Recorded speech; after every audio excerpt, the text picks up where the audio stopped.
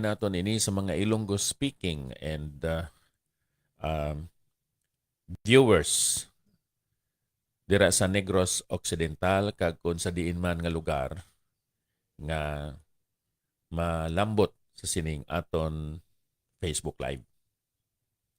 Ang aton nga pamalandungan karon amo ang kabalaka ni Apostol Pablo sa buluhaton sang Dios kag bisan pa sa mga alagad sang Dios.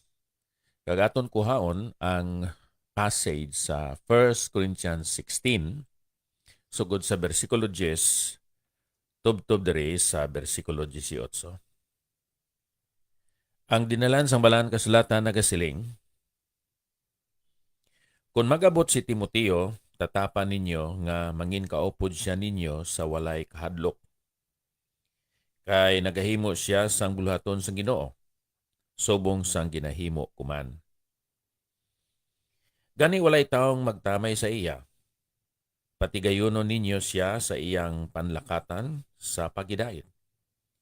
Agod nga makakari siya sa akon at this time, si Apostol Pablo dito sa Ephesus. Kay ginapaabot ko siya kaupod sang mga kauturan. Kung nahanungod sa aton utod nga si Apolos, ginpakiluoy ko siya sa pagkara sa inyo kaupod sang mga kauturan. Apang siling niya, hindi gid kabubuton sang Dios nga magkara siya karon. Makara siya kung may kahigayunan siya. Magbantay kamo, maglig-on sa pagtuo, magpakalalaki kamo, magpakabakod. Ang tanan nga ginahimo ninyo, paghimuon sa gugma. Karon mga kauturan, naibaluan ninyo nga ang panimalay ni Stephanas amo ang naunang mga bunga sa Akaya.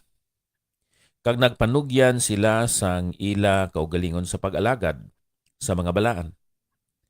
Ginapakiluoy ko sa inyo mga nga kamo magpasakop sa amo nga mga tao. Kag sa tagsa ka kabulig kag manog pangabudlay. Nagakalipay ako sa pag-abot ni Stephanas kag ni Fortunato kag ni Achaiko kay nagtalos sila sa inyo. Ginpaumpawan nila ang akon espiritu kag ang inyo. Kilalahan ninyo ang subong nga mga tao. Diyos nga balaan, amay namon, salamat sa sining kagayunan nga sa gihapon makapadayon kami sa pagtuon sang imo balaan nga kasulatan. Pinaagi sa sining nga istasyonan sang radyo, pinaagi sa Facebook Live, kag sa nagkalain-lain nga mga radio stations nga naga-replay sining amon nga segment karon. Ikaw ang magapakamaayo o Diyos sa sining nga mga kamatuuran nga mangin bahin sa kabuhi sa mga nagapamati. Kag kabay pa kung tani mangin contribution ini sa pagpalig-on kag sa pag-inspire sa mga Kristiyanon sa pagkabuhi nga butanan, matarong kag Diyos nun. Kay sa ngalan ni Ginoong Hesus, amon ini nga ginaampo, ginapangamuyo, kabay pa. Paul's concern for the work and the workers. Siyempre, workers of God. Ang alagad sang Dios, ang apostol nga si Pablo, naghimo sang buluhaton sa Ginoo nga may kakugi, may inspirasyon, may kasidla sa iya nga kabuhi. Siya makahambal nga nagmatutom gid siya sa buluhaton sa aton Ginoo. Karon gusto niya nga ang mga Kristiyanon, particularly diri mga Kristiyanon sa Korinto, magbaton sa mga alagad sang Dios nga may kasidlaman, may kalipay, may gugma, kag may husto nga pag-amuma. Paano niya ginhimo ina? Ang una nga nakita na kundri abyan, pinaagi sini English, by communicating to them to accept God's servants nga ang katuyuan maghatag sang motivation, sang inspiration. Sa bersikulo 10, akon basahon sa liwat, kung mag-abot si Timoteo, tatapan ninyo nga mangin kaupod siya ninyo sa walay kahadlok. Kay nagahimo siya sang buluhaton sang Ginoo, subong sang ginahimo kuman. So the Apostle Paul communicated to them to accept God's servants in order to motivate them and inspire them. Ang una, they should encourage him. Encouragement. Ang encouragement, hatagan nimo siya sang courage. Sa aton pa sang kaisog, sang kaabtik, sang kasadya, kasidla sa pagpangabuhi kag sa pag-alagad sa Dios. So, you accept God's servant when you encourage him. You accept God's servant when you esteem him. Verse 11. Gani walay taong magtamay sa iya. Patigayunon ninyo siya sa iya panlakatan sa pagidait, agod nga makakari siya sa akon kay ginapaabot ko siya kaupod sang mga kauturan. Ini si Timoteo, nanginalagad sang Dios kaupod ni Apostol Pablo, ilabi na gid dito sa iglesia sang Ephesus. Karon ginasugo ni Apostol Pablo ini si Timoteo kung ano ang kahimtangan sa mga Kristohanon. Kinsugo niya si Timoteo nga magkadto sa Tesalonica, kay kadali lang sa ilang nga pag-alagad dito, sunod lang sang 3 ka semana. Kinsugo pakadto and then pabalik kag magsugid sang espirituhanon nga kahimtangan sa mga Kristohanon dito sa Tesalonica. Kagkaron amo naman ini.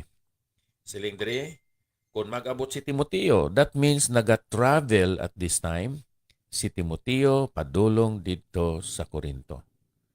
Kinanglan ano ang ihatag nga reaction o response mga Kristohanon sa Corinto?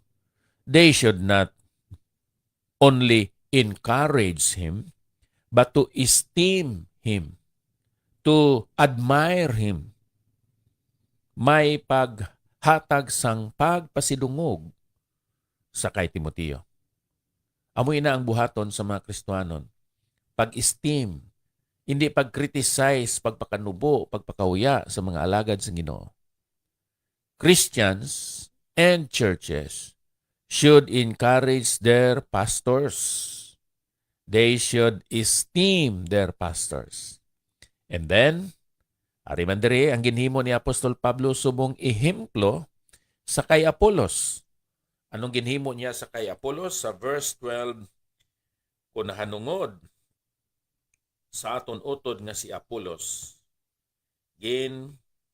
pakiluuyan ko siya sa pagkara sa inyo kaupod sa mga kauturan. Apang indi gid kabuton sang Dios nga magkara siya karon. Makara siya kung may kahigayunan siya.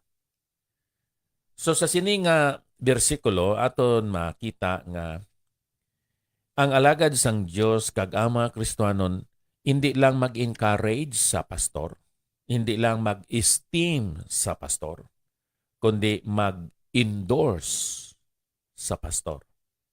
Iya gin-endorse diri si Apollos. So wala sang ginatuwag kahisa on the part of the Apostle Paul, despite the fact that Apollos was indeed an eloquent teacher and preacher of the Word of God. Hindi magkahisa. Kung ang iban nga mga Kristohanon o ang iban nga mga alagad sang Dios may abilidad, may talent, ginatagan sang lain nga espirituhanon nga hiyas sa pag-alagad. Kay kita tanan mga instrumento lang. Hindi kita magkahisa. We should rather endorse them to do and fulfill their own ministries that they have received from the Lord. Taas naman ang akon nga istorya, aton lang ini tapuson. How to demonstrate your concern for the work and the workers. First point lang kita, by communicating to them to accept God's servant.